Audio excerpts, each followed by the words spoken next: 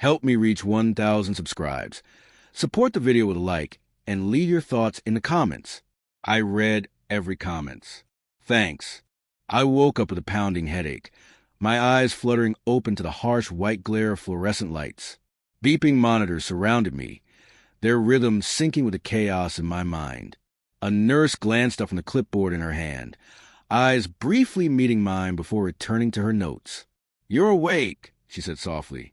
My mouth felt dry, my throat raw, and everything smelled antiseptic. I tried to sit up, but my body resisted. The ache in my temples pulsed with every heartbeat. Memories of last night came in fragmented flashes. Laughter, unfamiliar hands, and then nothing. I remembered the dinner. My husband, Daniel, had been distant for weeks. The arguments had been subtle at first. Small criticisms, a sigh here, a look there, but lately it felt like he barely even noticed I existed. I had tried to talk to him, to bridge the gap, but his responses were always curt, dismissive. And last night, I couldn't handle it anymore. I needed to feel something, anything. That's when I left the apartment. The cool night air hitting my face as I walked aimlessly, heart pounding, searching for a reprieve from the quiet coldness that had replaced our marriage. Then the memories became hazy. I had met two strangers at a bar. Their names, Ethan and Luke, surfaced like echoes in the fog. They seemed kind, charming, easy to talk to. The way they listened, laughed at my jokes, made me feel noticed in a way Daniel hadn't for months. I remembered the drink in my hand, the warmth spreading through my chest as they smiled, the daring thrill of being seen. I remembered leaving the bar with them. And then everything blurred into darkness. The nurse approached again. "Do you remember what happened before you arrived?" she asked gently. I shook my head, unsure how to answer. The fear in my chest grew, pressing against my ribs, a tight knot I couldn't untangle. "You were found unconscious in your apartment complex parking lot," she said carefully, next to two men. "Paramedics said there was no sign of a struggle, but there's more we need to discuss with your husband." I froze. Husband, Daniel. The thought of him filled me with shame and panic. My mind raced. He had to know. He had to hate me. The door creaked, and a tall man in a suit stepped inside. His face was familiar, yet sharp with concern, eyes scanning me with a mixture of anger and disbelief. Daniel, his jaw clenched, his hands gripping the edge of the hospital bed, as if trying to anchor himself to reality. "Emily," he said, voice low but steady. What happened?" I wanted to disappear. I wanted to explain, but the words lodged in my throat. The fragmented memories refused to form a coherent narrative. My chest tightened further as I realized the depth of my mistake. Not just with the strangers, not just a night, but with everything. The walls of our life together, the shared history, the promises made quietly in bedrooms and living rooms over the years. They felt like glass shattering in slow motion. Daniel's gaze softened for a fleeting second, but then hardened again. I can't do this," he said, voice trembling but resolute. "I can't pretend this marriage is what it used to be. I need time. I think we're done." The words hit me like a punch. Done. After 13 years, done. The room spun, the beeping monitors echoing in my ears like a countdown I wasn't ready for. Tears burned my eyes as I tried to explain, to justify, to cry and plead, but my voice cracked. How could I explain a night I barely remembered? How could I make him understand the loneliness that had driven me into that reckless spiral? I saw the hurt in his eyes, a mixture of betrayal, disappointment, and something colder, finality. The nurse placed a hand on my shoulder. "I know this is difficult," she said softly, "but right now, you need to focus on yourself. Rest. Recover. We'll discuss the next step soon." I nodded numbly, though the weight of Daniel's words anchored me to the bed.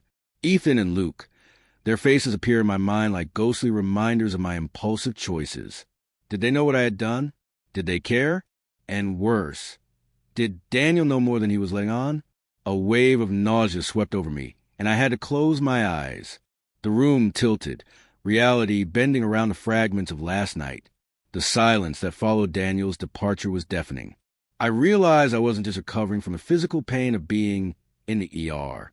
I was recovering from something far worse: the collapse of trust, the shattering of love, and the chilling realization that my life had veered into territory I might never recover from. And then, as I drifted between consciousness and fear, a shadow crossed the room. The faint click of a door, a whisper of movement. I wasn't alone anymore. Someone else was there, watching, waiting. My heart raced, the adrenaline snapping through my veins. I opened my eyes fully, searching the room, and caught sight of a figure, one I hadn't expected, one I couldn't yet name, and my stomach dropped. Something told me this was far from over. The shadow in the corner of the hospital room stepped forward slowly, and my eyes widened in disbelief. It was a man, tall, calm, with an unreadable expression. My pulse raced. The name formed instinctively in my mind: Ethan.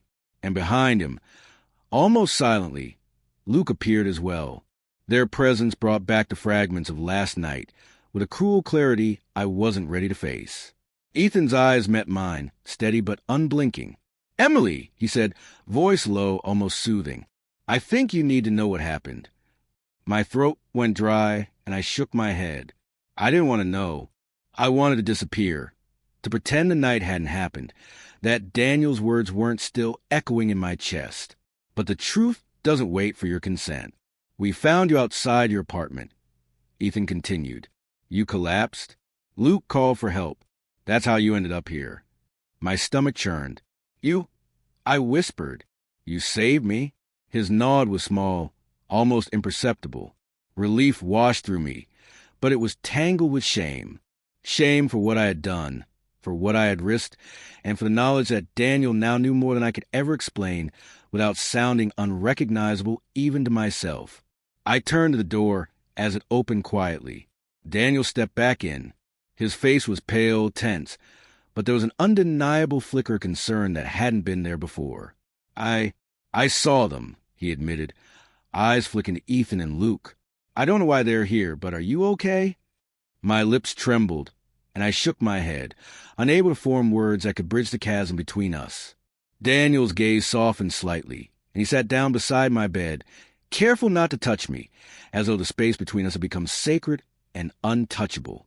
"Emily, I can't undo what's happened," he said quietly. "I can't pretend that last night didn't happen, but I do want to understand." I wanted to scream, to beg, to explain, but my voice cracked before it could form. Ethan stepped closer, his presence both grounding and threatening, and Luke remained in the background, silent but watchful. "Daniel," Ethan said carefully, "she didn't ask for this. She was hurt, lonely, and scared. That's why she left. None of this was about you or anyone else intentionally. She wasn't thinking clearly." Daniel's eyes narrowed, a storm of emotions flickering across his face. Anger, heartbreak, confusion. But beneath it all, there was a glimmer of the man I had married, the man who loved me despite my flaws. He took a deep breath, as if bracing himself. "Emily," he said, voice steady but soft, "I know you're scared, and I know you feel like you lost control. But this marriage, this life, it wasn't just about one night. It was about years, about trust, about love. And right now all of that is broken." My tears fell freely.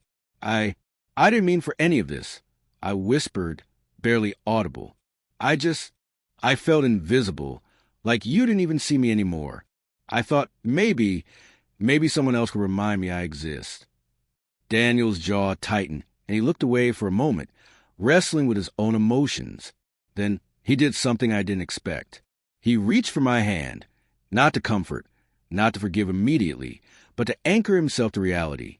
"Emily, I'm leaving," he said quietly. "But not because I don't care. I'm leaving because I can't stay in something that hurts us both. You need time to find yourself. I need time to rebuild." My chest constricted, the words cutting deeper than anything else. Ethan and Luke exchanged glances, sensing the gravity of the moment. "We'll leave you two alone," Ethan said, backing toward the door. Luke followed, silent as a shadow. I watched them go, the sense of guilt and relief intertwining into a suffocating knot inside me. The silence that followed was deafening. Daniel squeezed my hand once, then let it fall. "Emily, this isn't the end of your life." he said softly. It's the end of this chapter. You made choices last night, yes, but you're still here. You're alive. You still have the chance to rebuild, to become the person you want to be, not the person who chases attention or seeks validation in reckless ways. I nodded, tears streaming down my face. The weight of everything, the betrayal, the recklessness, the heartbreak, was finally settling. I felt hollow, yes, but also strangely liberated. The choices I had made, the consequences I had faced, and the raw truth of what we had become, it all demanded honesty. And for the first time in weeks, I allowed myself to breathe. Daniel stood slowly. I'll be in touch, he said, his voice lingering in the room, a promise and a farewell. He paused at the door, giving me one last look before leaving. Silence enveloped the room, and I realized that my life had been irrevocably changed in less than 24 hours. And yet, amidst the shame, the heartbreak, and the consequences of a night that should never have happened, I felt something I hadn't felt in months: clarity. The mess I had made, the chaos of strangers, the crumbling of a marriage, I had survived it all.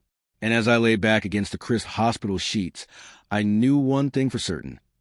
I would never let myself feel invisible again. The lesson was harsh, the shock unforgettable, but the realization was mine entirely. Survival isn't just about getting through the night. It's about facing yourself in the aftermath, staring at the wreckage, and choosing to rebuild, not for anyone else, but for yourself.